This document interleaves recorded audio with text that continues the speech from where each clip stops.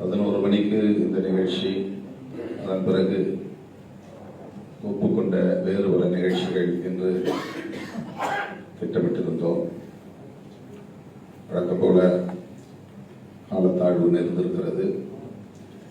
அடுத்து சில நிகழ்ச்சிகளுக்கு செல்ல வேண்டும் என்கிற ஒரு நெருக்கடி. அனைவருக்கும் இனிய ஆங்கில புத்தாண்டு வாழ்த்துக்கள்.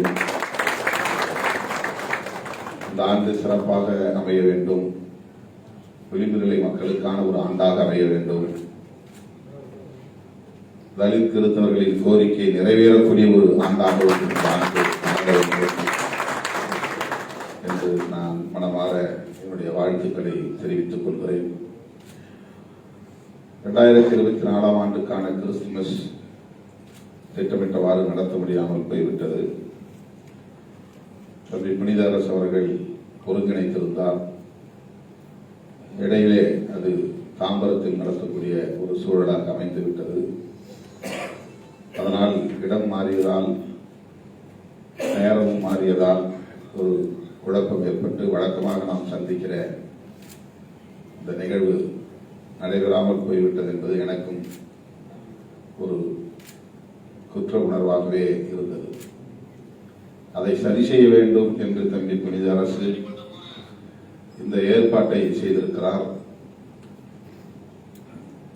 அந்த அழைப்பை ஏற்று வருகை தந்த உங்கள் அனைவருக்கும் என்னுடைய நெஞ்சார்ந்த நன்றியை தெரிவித்திருக்கிறேன். நீங்கள் என் மீது வைத்திருக்கிற நம்பிக்கைக்கு நான் நன்றி சொல்ல கடமைப்பட்டிருக்கிறேன். அந்த நம்பிக்கைக்கு பாத்திரமாக நடந்து கொள்வேன் என்பதையும் உறுதிபட தெரிவித்திருக்கிறேன்.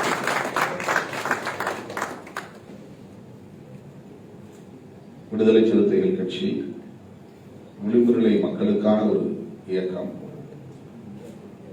குறிப்பாக சிறுபான்மையினரின் நலன்களில் கூடுதல் அக்கறை செலுத்தக்கூடிய ஒரு இயக்கம்.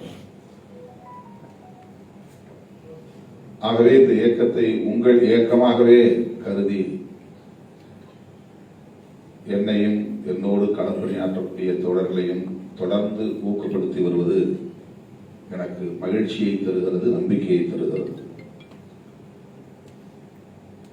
அது தொடர வேண்டும் என்று நான் விரும்புகிறேன். இது இன்னும் விரிவடைய வேண்டும், வலுவடைய வேண்டும் என்று நான் விரும்புகிறேன்.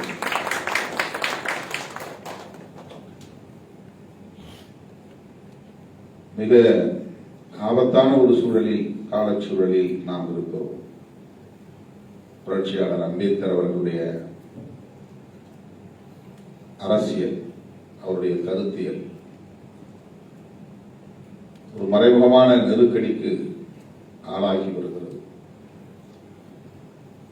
அம்பேத்கரின் கொள்கைக்கு நேர் பகையான சக்திகள் அவரை கொண்டாடுகிறார்கள் என்பதுதான் அந்த மறைமுகமான ஆபத்து.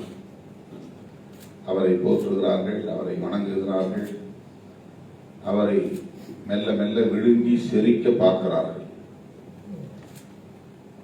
அந்த ஆபத்திலிருந்து புரட்சியாளர் அம்பேத்கரின் சிந்தனைகளை பாதுகாக்க வேண்டிய பொறுப்பு நமக்கு இருக்கிறது. நாம் தவற விட்டுவிட்டால் இங்கே முதலில் சிறுபான்மையினருக்குத்தான் பெரிய நெருக்கடி உருவாகும். புரட்சியாளர் அம்பேத்கர் அவர்கள் அரசமைப்பு சட்டத்தை உருவாக்குகிற போது, அந்த அரசியல் நிர்ணய சபையிலே பேசுகிற போது, பெரும்பான்மை மக்கள் தொடர்ந்து அதிகாரத்தில் இருப்பதற்கான ஒரு சூழல் தான் இங்கே இருக்கிறது. அது சாதி பெரும்பான்மையாகவோ மத பெரும்பான்மையாகவோ உள்ளது. அந்த பெரும்பான்மை சக்தி சிறுபான்மையினரை முற்றாக நசுக்கிவிடக்கூடாது.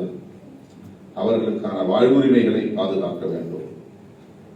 சிறுபான்மையினரின் வாழ்வுரிமைகளை பாதுகாப்பதுதான் ஜனநாயகத்தின் உண்மையான நோக்கமாக இருக்க முடியும் என்று புரட்சியாளர் அம்பேத்கர் வலியுறுத்தி இருக்கிறார். ஆகவே அதை புரிந்து கொண்டு அந்த திசை வழியில் தான் இன்றைக்கு இந்த இயக்கம் இயங்கிக் கொண்டிருக்கிறது. அதை கிறிஸ்தவ பெருங்குடி மக்களாகிய நீங்கள் உணர்ந்து அதற்கு வலு சேர்க்க வேண்டும். புரட்சியாளர் அம்பேத்கருடைய கருத்தியலை பாதுகாப்பதற்கு வலு சேர்க்க வேண்டும். அந்த இடத்திலே நாம் தவறிவிட்டால், அலட்சியமாக இருந்துவிட்டால், கவனக்குறைவாக இருந்துவிட்டால் எதிர்காலம் இருள்மயமாகிவிடும் என்பதுதான் நாம் உணர வேண்டிய ஒரு உண்மை, அறிய வேண்டிய ஒரு செய்தி. நாடாளுமன்றத்திலேயே வெளிப்படையாக அவர்கள் என்ன பெருசா அம்பேத்கர் அம்பேத்கர் என்று சொல்லுகிறீர்கள் என்று சொல்லக்கூடிய அளவுக்கு அம்பேத்கர் மீதான வெறுப்பை உமிழ்ந்திருக்கிறார்கள். எந்த அளவுக்கு அவருடைய ஆழ் மனதிலே அந்த வெறுப்பு குறையோடி இருந்தால் இந்த பேச்சின் போக்கிலே அது வெளிப்பட்டிருக்கும் என்பதை நம்மால் உணர முடிகிறது. ஆகவே ஜனநாயகத்தை பாதுகாக்க வேண்டுமானால் சிறுபான்மையினரின் வாழ்வுரிமைகளை பாதுகாக்க வேண்டும் என்று புரட்சியாளர் அம்பேத்கர் விரும்பினார், கனவு கண்டார், அதைத்தான் தொடர்ந்து வலியுறுத்தினார். ஆகவே அந்த கோணத்தில் புரட்சியாளர் அம்பேத்கர் அவர்களை நாம் உள்வாங்கி அதன் அடிப்படையில் செயல்படக்கூடிய இயக்கங்களை, குறிப்பாக விடுதலை சிறுத்தைகள் அமைப்பை